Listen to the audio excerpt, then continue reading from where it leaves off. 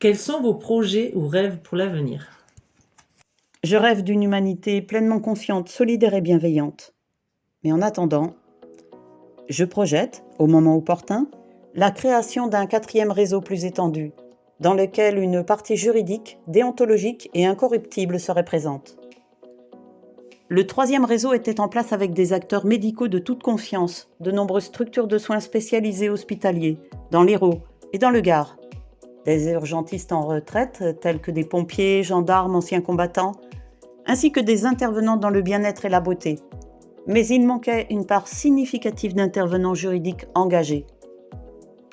En parallèle, j'ai fait des promesses à mon binôme, Monsieur Détroit, mon éclaireur, telles que la rédaction de nos aventures et la réalisation d'un projet canin avec ses congénères malinois âgés, qui sont une des races les plus abandonnées à la SPA. Pour l'instant, et depuis le décès de mon binôme d'intervention, je réponds à mes engagements médicaux et aux promesses faites aux soignants de m'occuper de ma santé en priorité afin de pouvoir mettre en place mes projets d'avenir, toujours bénévoles, dans les meilleures conditions possibles. Et en parallèle, j'œuvre auprès de Cathy Corbier, Marie-Christine Fabre de Roussac et toute l'équipe de bénévoles de l'association de cœur Un goûter pour Mada, qui permet de nourrir près de 1400 enfants chaque jour dans 3 écoles de Madagascar. Quel conseil ou quel message donneriez-vous aux futures générations? Pensez en termes d'énergie, de fréquence. Soyez des êtres vibratoires, tels qu'aurait pu vous le souffler Nikola Tesla ou Albert Einstein. Pour créer son paradis, il faut puiser dans son enfer personnel, tel qu'aurait pu vous le conseiller Frida Kahlo. Soyez vous-même. Les autres sont déjà pris, tel qu'aurait pu vous le clamer Oscar Wilde. Parce que vous êtes en vie, tout est possible. Ma devise favorite de Thich Nhat Hanh. Pour conclure ce message personnel,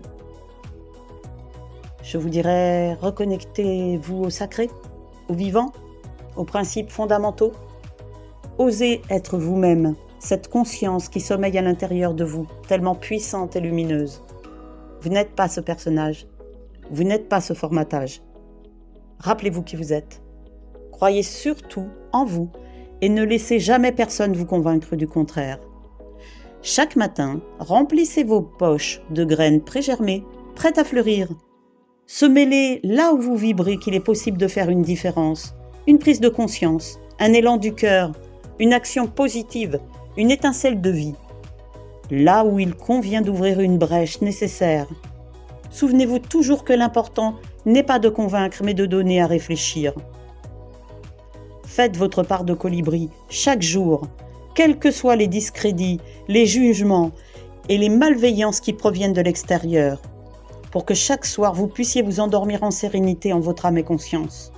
N'oubliez jamais que vous êtes unique, précieux, important, aimable et que vous pouvez être très fier de vous pour chaque petit pas accompli vers un meilleur demain.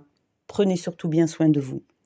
Je vous remercie pour votre écoute et j'adresse un remerciement personnel à Annabelle pour son aide précieuse dans la réalisation de ces podcasts de dernière minute. Merci du cœur.